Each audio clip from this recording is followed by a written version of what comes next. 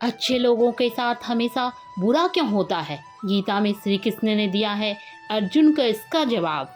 अच्छे लोगों के साथ हमेशा बुरा क्यों होता है? वही जो लोग बुरा कर्म कर रहे हैं और अज्ञान की राह पर होते हैं वे खुशहाल दिखते हैं।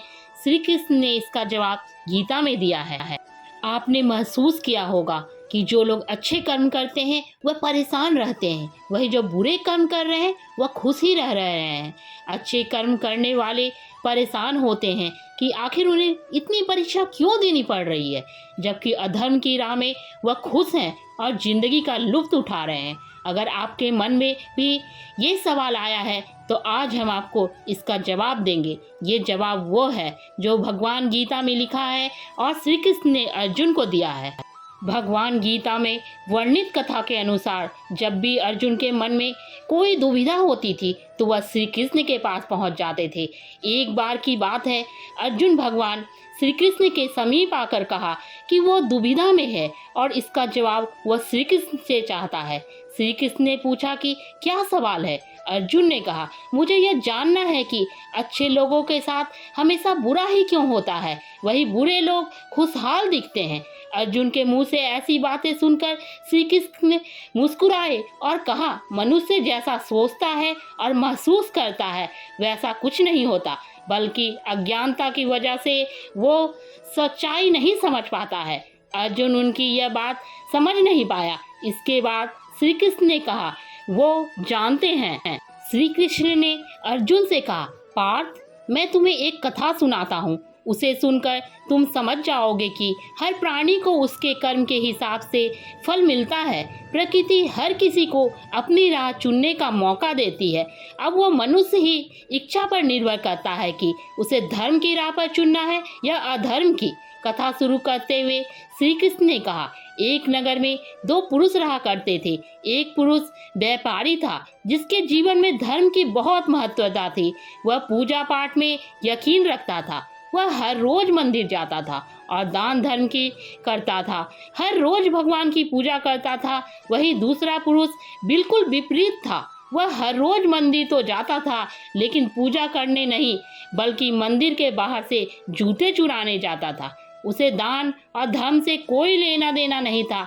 उसी समय बीत गया और एक दिन बहुत जोर से बारिश हो रही थी। इसी वजह से मंदिर में पुजारी के अलावा कोई नहीं था। यह बात जब दूसरे पुरुष को पता चली तो उसने कहा कि ये सही मौका है मंदिर का धन चुराने का।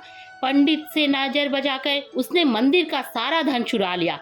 उसी समय धर्म कर्म में विश्वास रखने वाला व्यक्ति भी मंदिर पहुंचा। दुर्भाग्य से मंदिर के पुजारी ने उसे ही चोर समझ लिया और चिल्लाने लगे। वहां लोग एकत्रित हो गए और उसे बहुत मारा। किसी तरह वह बचते बचाते वहां से निकला तो दुर्भाग्य ने उसका साथ वहां भी नहीं छोड़ा। मंदिर के बाहर वह एक गाड़ी से टकरा गया और घायल हो गया।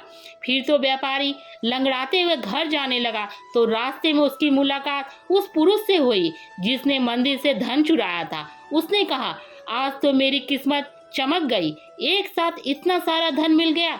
यह सब देखकर उसे बहुत बुरा लगा और उसने अपने घर से भगवान की सारी तस्वीरें निकाल दी। कुछ सालों बाद दोनों की पुरुषों की मृत्यु हो गई। मरने के बाद जब दोनों यमराज के सभा में पहुंचे और भले पुरुष ने दूसरे व्यक्ति को देखा तो उसे बहुत गुस्सा आया। उसने क्रोधित होकर यमराज से पूछा, हिलिया, मैं तो हमेशा अच्छे कर्म करता था, दान में विश्वास रखता था, उसके बदले जीवन में मुझे अपमान और दर्द ही मिला और इस व्यक्ति को नोटों से भरी पोटली, आखिर ऐसा भेदभाव क्यों?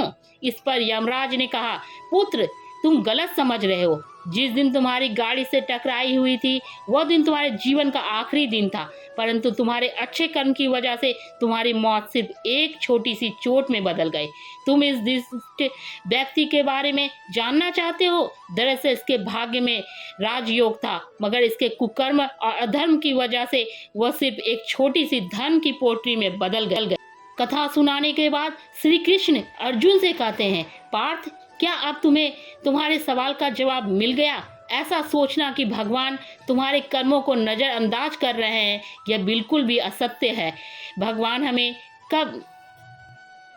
हमें कब क्या किस रूप में दे रहा है मनुष्य में समझ में नहीं आता है, मगर आप अच्छे कर्म करते रहो तो भगवान की कृपा हमेशा बनी रहती है। इसलिए अपने अच्छे कर्मों को बदलना नहीं चाहिए, क्योंकि उसका फल हमें इसी जीवन में मिलता है। इसलिए मनुष्य का फर्ज है कि वह हमेशा अच्छे कर्म करते रहे, क्योंकि श्री कृष्ण ने गीता में भी बताया है कि किसी के द्वारा किया गया कर्म बेकार नहीं जाता, चाहे वह अच्छा हो या श्री कृष्ण के द्वारा अर्जुन के सवालों का जवाब मिल गया। अर्जुन श्री कृष्ण के चरणों पर गिर गए